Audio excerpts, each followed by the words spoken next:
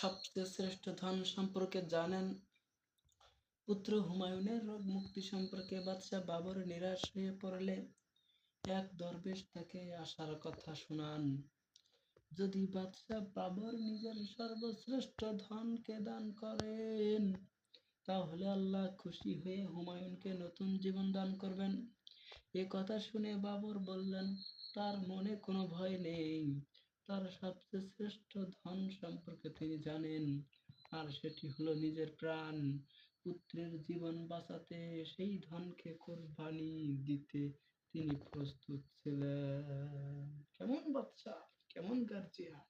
আর এখন বর্তমান সন্তানরা নিজের রক্তের পিতা, নিজের রক্তের পিতার কাছেও নিরাপদ নেই। এই তো কিছুক্ষণ আগে ফেসবুকে একটা ভিডিও দেখলাম, পিতা তার নিজের মেয়েকে পর্যন্ত, মেয়ের পিতা এবং মেয়ের মধ্যে ধর্ষণে লিপ্ত হচ্ছে। সমাজের মানুষ কোথায় যাচ্ছে? দর্শক,